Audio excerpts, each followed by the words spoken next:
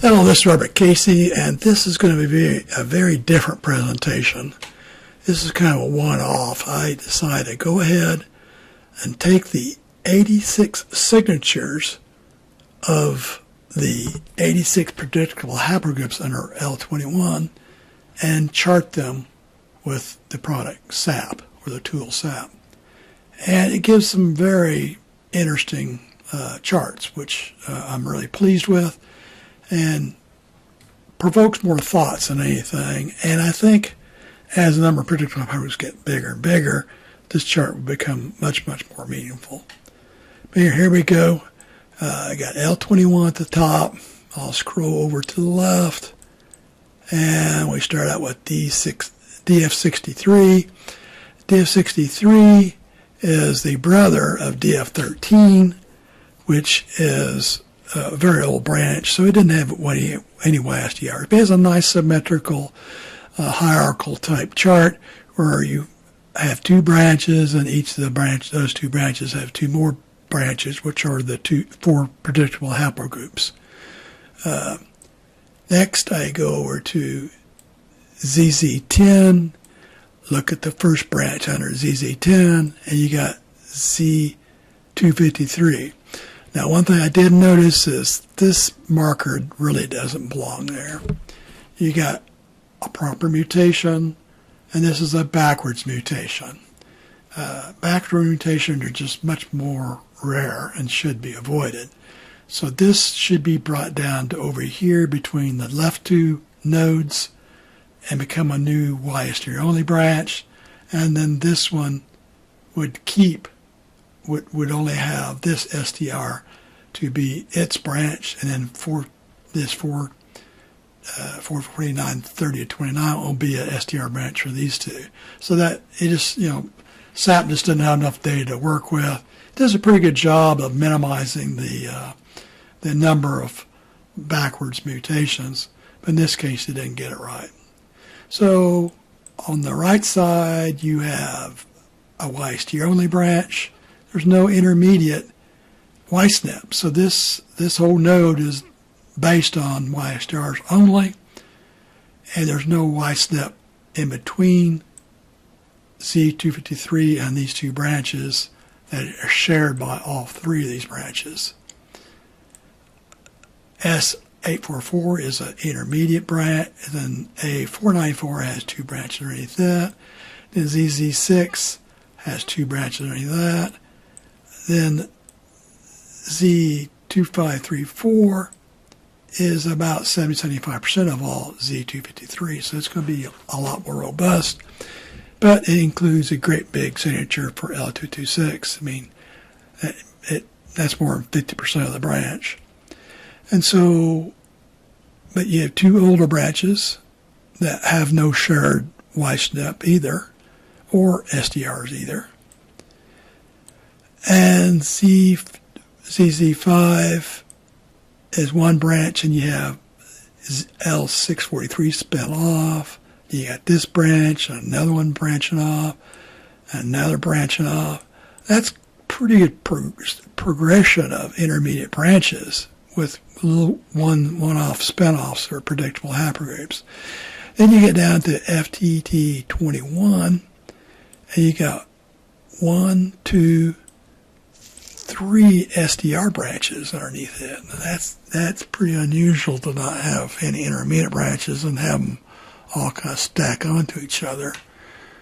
So I looked at the family tree haplotree, and there are like 30, 40 sons of FTT21, but none of them have more than like 20 or 30. And these are all the ones in the 10 to 20, 30 range. So this is a big starburst of very small predictable haplogroups. So that's a encouraging sign that you can have pretty small. There's only like 100 branches, yet I was able to get 5 predictable haplogroups out of those 100 branches. Now, another thing that I'm not sure if this will work or not, but FTT21 may have its own signature to cover all the other branches. If you look down here, you got you got 1 mutation, 2, 3, 4, 5, 6. That's a backwards mutation. That's questionable. 7, 8. You got 8 markers. Maybe 7 if you filter out the 449 mutation. So, that's a pretty good signature. I'm able to predict all of FTT21 based on 8 or 10 signatures that I develop. I'll have to try that out and see if it works. I doubt it because these are all developing at the same time frame, but it's a large signature, which is a good sign. But it's probably going to be too old, but maybe not because it's a very flat, it's a big, huge starburst. So that's just a very interesting development for Z253. Then you have Z255, which is another sun. It's actually a sun that's predictable, and it only has a signature of 5 YSTRs. But it has a 98% prediction model, which is, high enough to include in prediction models. Then you have 2 more predictable haplogroups that come under MC14, and that has a 3 marker signature. And then you have 3 more that come under this somewhat hierarchical. You got 1 spinning off between an intermediate branch, and then 2 shared by 2 more predictable haplogroups sharing F14391. Next, you go from ZZ10 that finishes up all ZZ10. So I slide over to the right to catch the next branch coming upward. And there is our brother. Z39589 is a very old, large intermediate branch. It captures a lot, but not all, of the branches, because there's some off of ZZ10, some off of DF13, some off of Z395. So it does split the tree up, just like the tree of mankind. All these signatures, all these particular haplogroups can show some tree-like structure. So I go over to the first one. You got Z253, which is a pretty high, very well structured group. Then you got 2 more that don't have any shared intermediate YSNP branches, and this is a very large one, L265. Now I could put L1335, but there's only about 10 or 15 branches there, and you can't predict L1335. It's too old. But its son, L1065, is predictable. So if I would put L1335, it would just stack up in the box here as L1335 and L1065. So that doesn't show any functionality to the chart. You got DF49, spin off of DF49. Then you got the biggie, M222. And then I got a genetic brother with M222 that has 2 more predictable haplogroups. Then you got 2 more predictable haplogroups. One's been around quite a while with the walk to Y. And this is FGC 59881. Then you got a fairly big S1026. It looks like it has 3, but this is another small bug in SAPP. This is the same box as that. For some reason, every once in a while, this extra box could generate all 3 of these should be clapped into one box. Then you got another one that you do have another intermediate branch for 2 branches, and that's really what this one should be as well. Then you got S1051, which is a much bigger intermediate branch, and you have 1 split off. Then you have, look at that, you got 2 SDR branches, and 1 split off of 1 SDR branch, and then these 2 predictable haplogroups share that SDR signature and that one. So, you got and these are pretty small signatures, but most of their signature is developed by this evolution of YSTR. So that's an interesting development there. And the last branch of Z39589 is DF41. You got 1 branch that branches off. Now look at this, you got 3 more YSTR branches and no YSNPs associated with these. And these 3 predictable haplogroups all share this one marker. That's pretty weak, but it's pretty believable. Then you got all the other 1, 2, 3, 4, 5 shared another marker. 1 spun off, and then you got 2 fairly well structured where they share an intermediate branch each, and 4 more. So now we're now done with Z395/89. So I'll go up a level. The next level is a brother. These are all, this is another, this is a direct son of DF13, but a brother of Z395/89. And it's a pretty big branch. You got Z3000, which has no common STR or common SNPs with any of the other many. This one has a little bit of structure.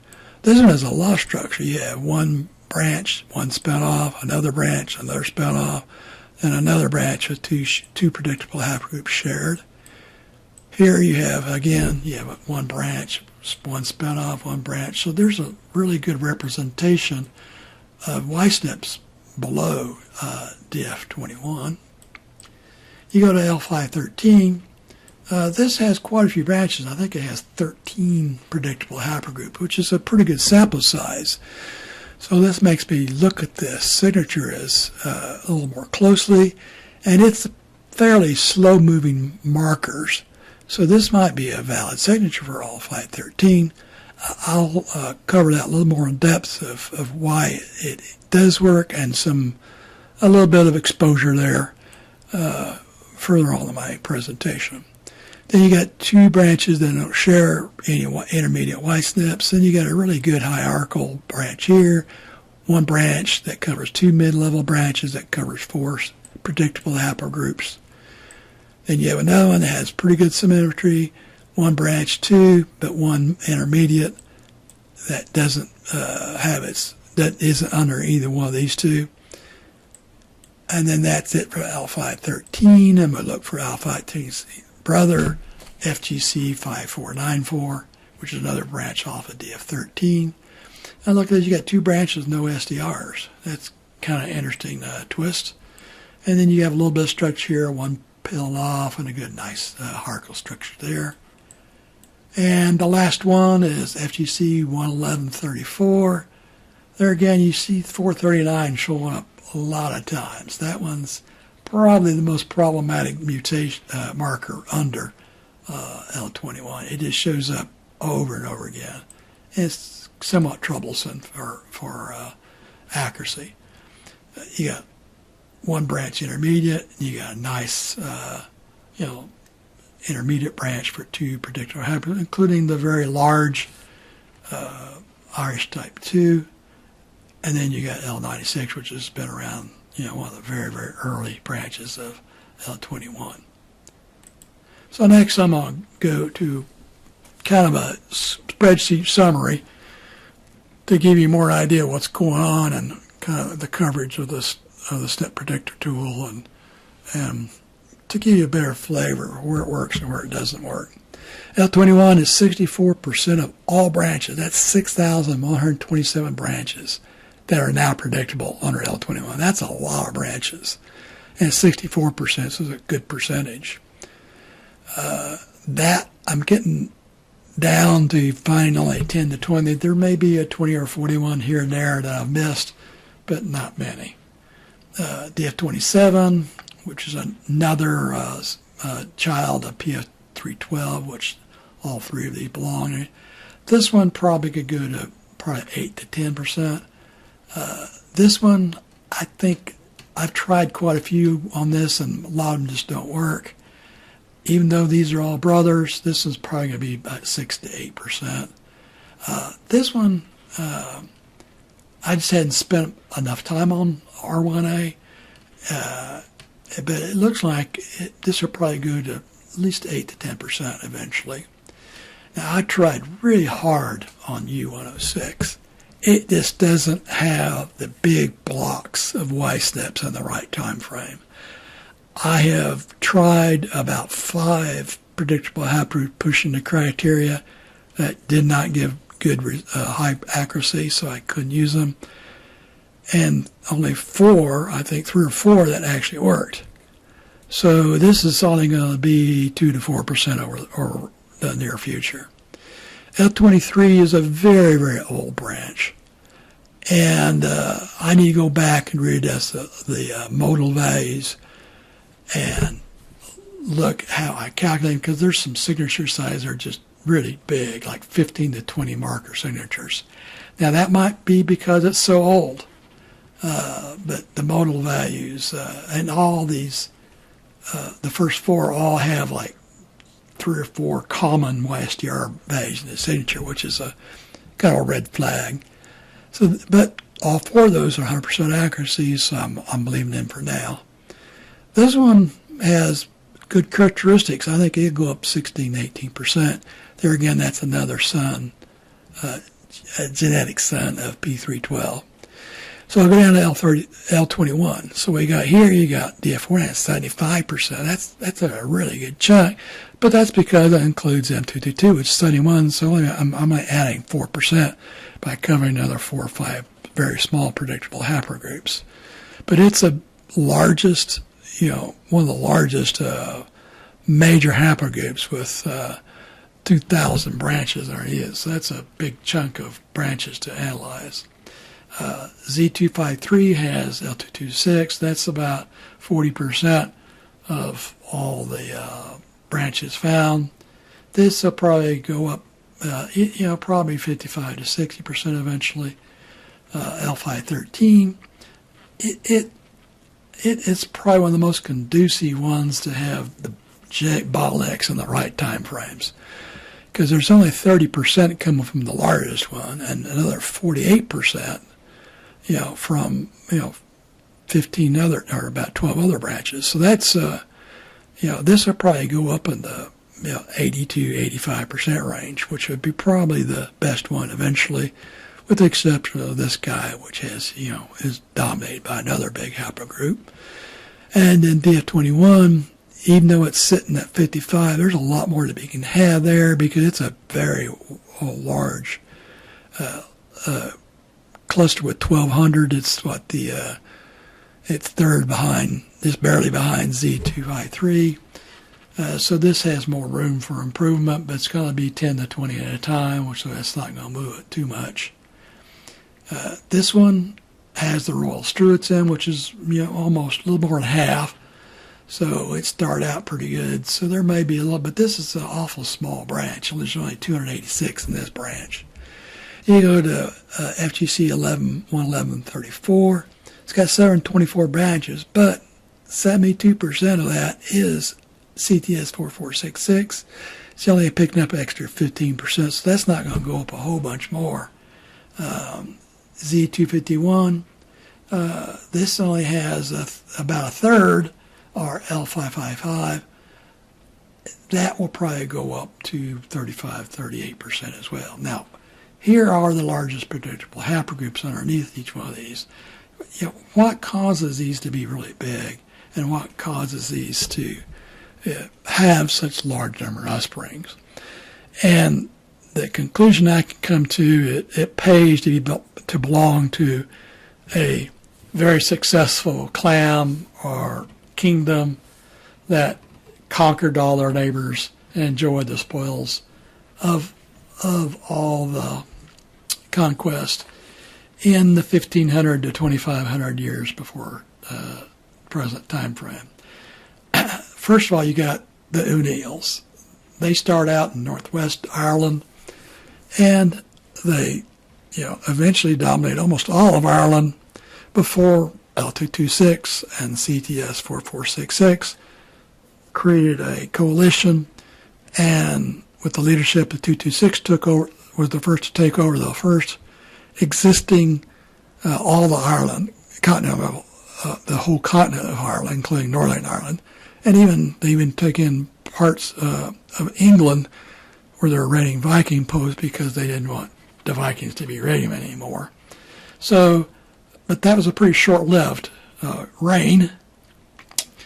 M22, which was a lot more people, bigger army, finally rebuilt their army and took over most of Ireland again. And then, but you can't get rid of all the royalty. You had to keep them around to, to keep civility. And so these still came in with lots of branches, but, not near as much as they did because they were the leaders before and the leaders afterwards, so they got a lot more offspring. So you got the three, you got Irish type 1, 2, and 3. Those are signatures that we knew before you would walk the Y. And that's how they got their names, based on YSTR signatures, and guess what? They actually mapped to. And this one didn't get discovered until quite later, after Big Y, or during Big Y 500 time frame. Then you got Z3000. That's Clan Cola. That was a YSTR group, which matched all the surnames under the clans of Clan Cola. And then you got Clan Irwin, which is in Scottish, very southern Scotland and northern England. And then you got the Royal Stuarts. They actually, had a very successful reign in England, and therefore they have, 77 branches is really not that many, but it's, they got prolific because of their royal connection. I'm not sure what's the deal with L193. They have a lot of testers, primarily in Scotland, probably half of them, and they're 20% and 30% or 20% in England, and they're 20% in Ireland, and 10% kind of spread out overall Western Europe. So this is, they probably what happened, there's probably 3 or 4 big clans on here, if I had to guess, that caused this number to go up to the same range of L226. I mean, it didn't have to be one king. It could be, 3 separate ruling kings in different areas of the country. So next I'll go into the largest projects, and so you just see this is all L21 only.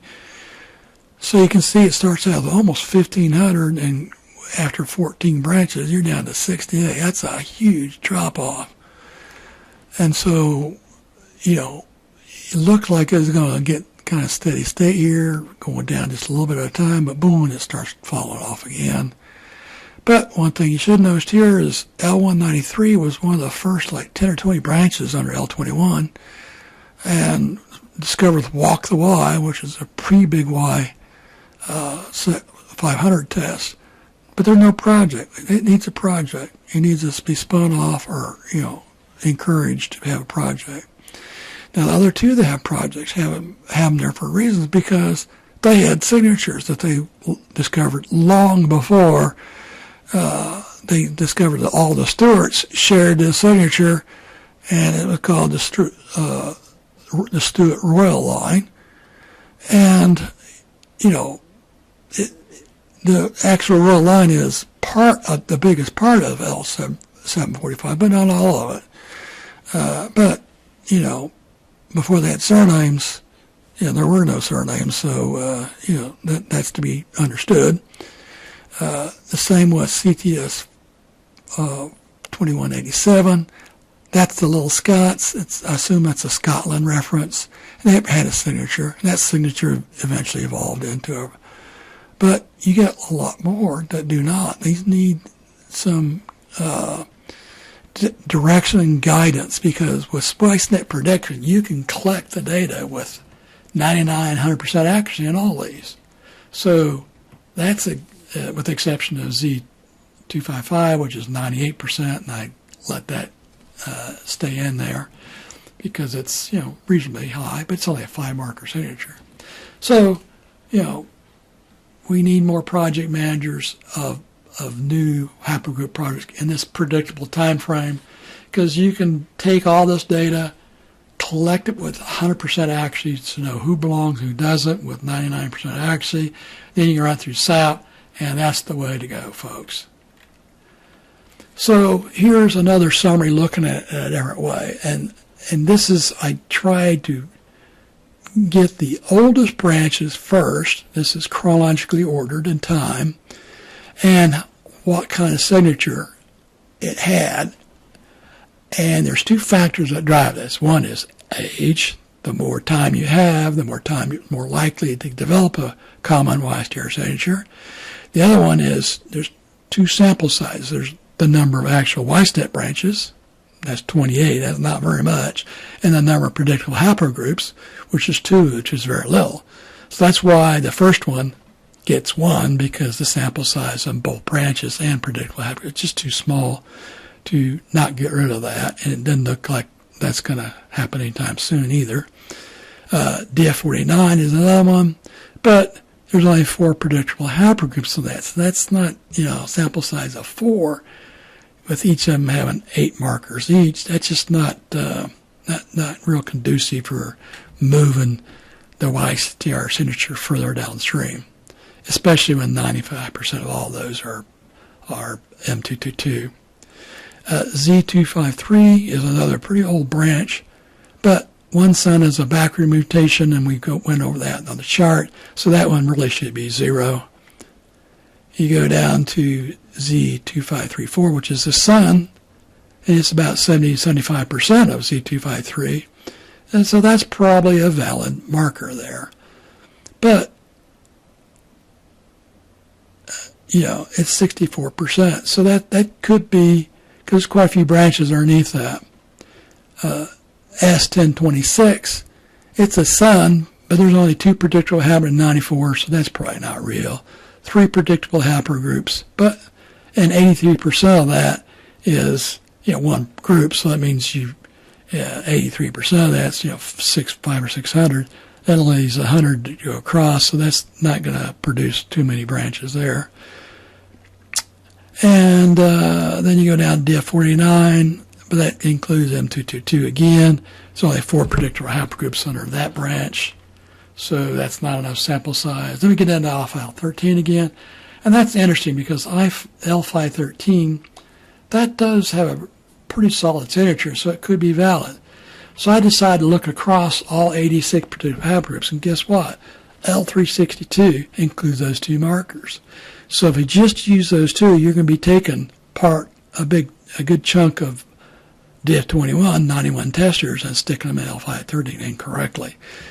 And, since I'm only predicting, since I only have 86 signatures to deal with, as time goes on, there's going to be more and more that have that combination of 2. So, it's probably going to have a 95% accuracy, and you could probably look at the rest of the signature for that and actually exclude it. Since that's predictable, you go in there and say, let's take those 2 markers and run the prediction tool and say, oh, let's eliminate that guy because we know he's L362, he doesn't belong. So with the combination of that 2 marker signature and run the prediction tool to get rid of this very well predictable haplogroup, then maybe you could get the accuracy up to 98%. So to wrap these things up, just to remind people, I do conduct this kind of analysis services primarily for each predictable haplogroup. This is kind of a fun high-level summary of all of them together. I do data collection, which is more than half the time. Creating a SNP prediction model doesn't take much time. Creating the macro, looking and determining the signature, and creating the formulas for the genetic distance and the signature, those take a little bit of time. Once you do a SNP prediction model, creating this prediction model itself takes 5 minutes is all, but all the input into it takes a half an hour. And then taking the chart is relatively safe. If you have all the data in the right format, you can create the chart in probably half an hour. These reviews for mid-size, 10, 20 size range, maybe even up to 30, they can all be done for at the cost of a big Y test, and that's what the vast majority of these are. But when you get to the real big ones, SAPP can't handle some of them. It would take days and days to do M2226, and SAPP can't handle it. So the real big one just can't be done because it's just SAPP just only handles about 600 testers. So so there's two factors that drive the cost of that. One is the number of branches underneath the predictable haplogroup, and also the amount of extraction you want me to do. You want me to really go through 100 projects to keep it as up to date as possible, or just go for the low hanging fruit of the major ones that are in play. So here's a link to the chart that I just showed you. That shows you all the 86 predictable haplogroups and how they're connected. The only thing I advise you is that's not a space between those links. You should stop the presentation now and write down that URL, because you can't. And so that if you want to play around with it yourself and look at it, it's really fun to look at. And if you're interested in the evolution of YSTRs and the evolution of YSNPs and how it all interacts with each other, it's just a real interesting chart. Also, just to remind everyone, about a month or two ago, I came out with a new haplogroup R-SNP predictor. It originally had 100 predictable haplogroups. I've added another 17 in the last couple of months. These are all 10 to 20 ones. I think all the large ones have been found now. I might have missed a couple, 20 to 50 ones, but time will be seen if I didn't. And there's the link to the predictor tool. I can copy and paste out of the Fabric YSTR report. Just copy the 67 markers directly. Or you can, if you keep track of the spreadsheet and parse your values for 464 and all the multi-column markers, it'll work with that format as well. The only thing that you need to be watch out for is if you have extra copy of the markers, like if you get 6 values for L64, you have to normalize that down to 4. The tool doesn't currently cover that. I hope you enjoyed this presentation, and I look forward to your feedback.